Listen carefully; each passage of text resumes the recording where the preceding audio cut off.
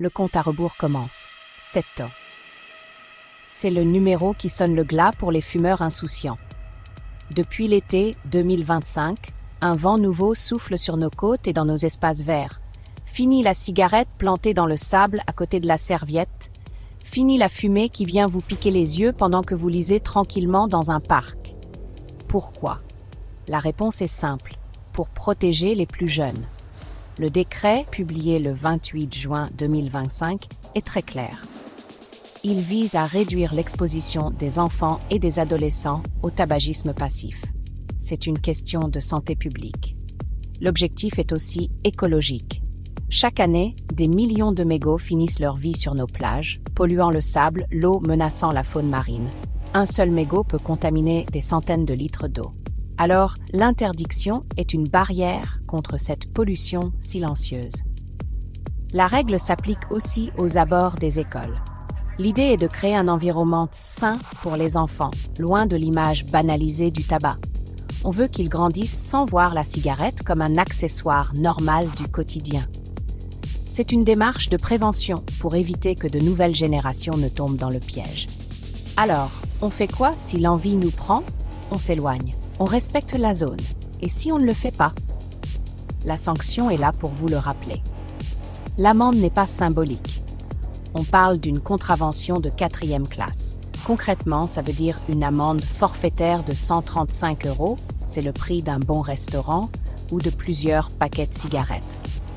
Et attention, si on joue avec le feu, le montant peut grimper. Dans certains cas, l'amende peut atteindre jusqu'à 750 €. Ça fait réfléchir avant d'allumer sa cigarette. Le message est simple. Ces espaces sont partagés. Les enfants, les non-fumeurs, la nature. Tout le monde a le droit de respirer un air pur et de profiter d'un environnement propre. L'interdiction n'est pas là pour punir les fumeurs, mais pour protéger le bien-être de tous. C'est un petit effort pour un grand bénéfice collectif. Pensez-y la prochaine fois que vous déplierez votre parasol.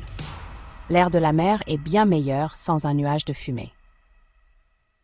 On continue notre décompte. 6, 5. On entre maintenant dans des zones où l'interdit n'est plus une question de confort, mais de sécurité nationale. On parle des zones militaires. Vous avez sûrement déjà vu ces panneaux. Zone protégée, interdiction de pénétrer sans autorisation. Ce n'est pas une décoration. Ces mots ont un poids. Derrière ces clôtures, il peut y avoir des équipements sensibles, des opérations en cours, des secrets de la défense.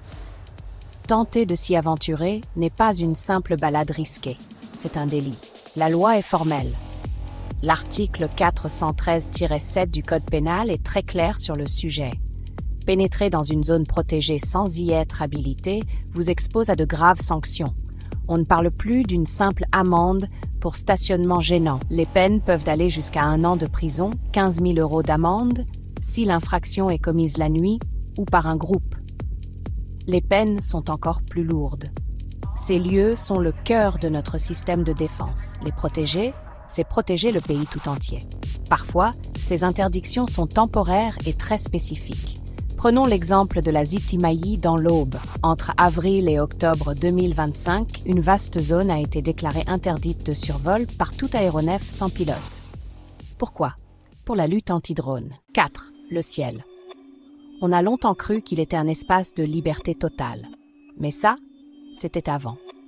Avec l'arrivée massive des drones, les règles du jeu ont changé.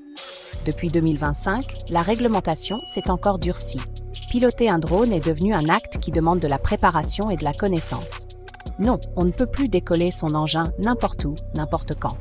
De nombreuses zones sont désormais totalement interdites au vol ou soumises à des autorisations très strictes. Le ciel est quadrillé et il faut en être conscient. Quelles sont ces zones?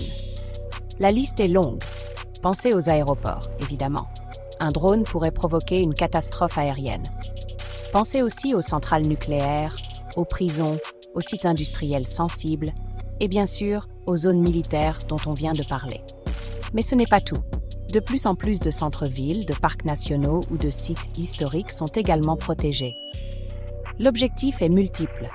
Assurer la sécurité des biens et des personnes, protéger la vie privée des gens et préserver la tranquillité de certains lieux. Et si on ignore les règles, Les conséquences peuvent être très lourdes. L'article L6232-4 du Code des transports est là pour le rappeler. Survoler une zone interdite avec un drone n'est pas une petite bêtise, c'est un délit. La sanction peut monter jusqu'à 1 an de prison et 75 000 € d'amende. Oui, vous avez bien lu, 75 000 €. C'est une somme qui peut changer une vie. Les autorités ne rigolent pas avec la sécurité de l'espace aérien. Chaque vol non autorisé est une menace potentielle qui est prise très au sérieux.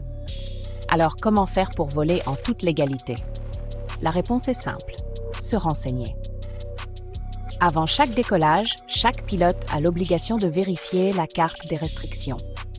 Des outils officiels, comme la plateforme Géoportail, permettent de visualiser en quelques clics les zones autorisées et les zones interdites.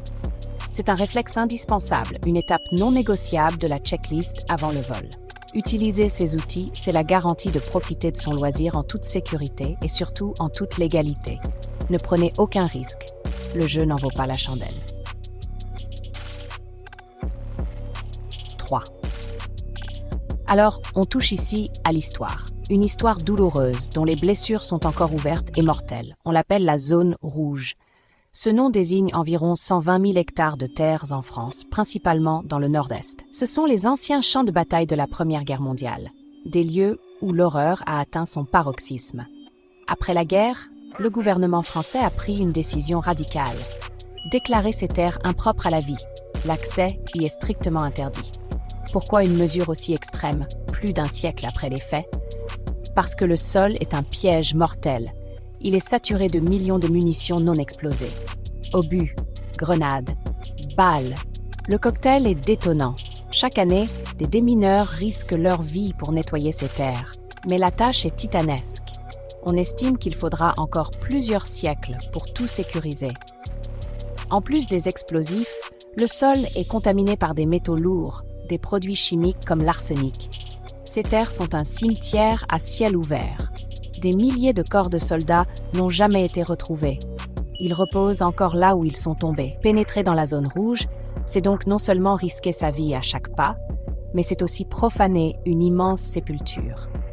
C'est un manque de respect absolu pour la mémoire de ceux qui ont péri. Les panneaux d'interdiction ne sont pas seulement une mesure de sécurité, ils sont aussi un acte de mémoire, une façon de préserver la solennité de ces lieux de sacrifice. Malgré le danger évident et les interdictions formelles, certains aventuriers ou chasseurs de trésors s'y risquent encore. C'est une folie. Chaque année, des accidents se produisent. Des personnes sont gravement blessées, voire tuées, en manipulant un engin qu'elles pensaient inoffensif. 2. On revient en ville, mais ici aussi, des portes se ferment. Pas pour tout le monde, mais pour certains véhicules. On parle des zones à faibles émissions, les fameuses ZFE. Depuis le 1er janvier 2025, de grandes métropoles comme Paris, Lyon ont serré la vis. Les règles sont devenues plus strictes pour lutter contre la pollution de l'air. Ce fléau cause des milliers de morts prématurées chaque année. Concrètement, les véhicules les plus anciens et les plus polluants n'ont plus le droit de circuler. Qui est concerné? La dernière étape vise les véhicules classés critère 3, voitures diesel immatriculées avant 2011. Voiture essence d'avant 2006. Le centre de Paris leur est désormais interdit en semaine. Le centre de Lyon leur est désormais interdit en semaine. L'objectif, pousser au renouvellement du parc vers des véhicules plus propres, électriques, hybrides, plus récents. Mesures de santé publique pour que les habitants respirent un air de meilleure qualité. 1. Le dernier chiffre de notre décompte, l'interdit le plus éphémère mais important. Interdiction temporaire liée à événements spécifiques. L'exemple parfait, le Nouvel An. Pour le passage à 2026, la préfecture a mis en place un dispositif strict. De 16h le 31 décembre à 4h le 1er janvier. Vente d'alcool interdite. Consommation d'alcool interdite. Mesures pour éviter que la fête ne dégénère. Mais ce n'est pas tout. Pour garantir la sécurité dans la foule, les contenants en verre comme les bouteilles ont été prohibés. Imaginez les dégâts d'une bouteille cassée au milieu de milliers de personnes. Pétards interdits. Feux d'artifice personnel interdits. Pour prévenir brûlures et mouvements de panique. Ces règles ne sont pas là pour gâcher la fête. Elles assurent que tout le monde profite en sécurité et rentre chez soi en un seul morceau. Alors, à la fin de ce compte à rebours, on peut se poser la question « Mais pourquoi tant d'interdits ?» On a l'impression que tout devient compliqué, que notre liberté se réduit. Mais si on y regarde de plus près, on comprend vite. Chaque interdit que nous avons vu répond à une logique simple, la protection. Ils ne sortent pas de nulle part, d'un danger, d'un risque, d'un besoin de préserver un bien commun. C'est une réponse de la société pour mieux vivre ensemble. La santé publique est la première raison.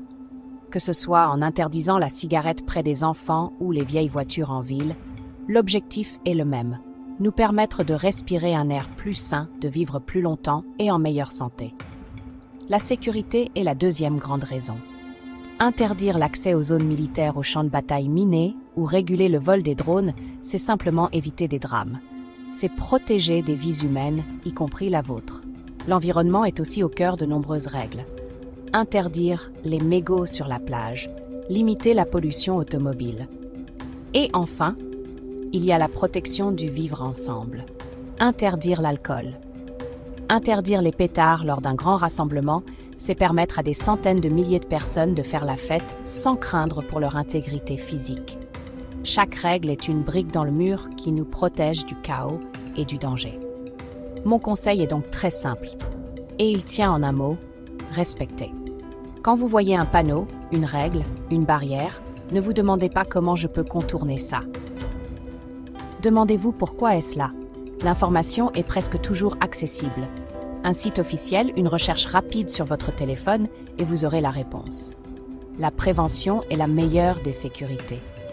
Avant d'agir, vérifiez. Un simple réflexe de prudence peut vous éviter une amende, une blessure ou pire. Ne franchissez jamais une ligne interdite. Votre sécurité et celle des autres n'ont pas de prix.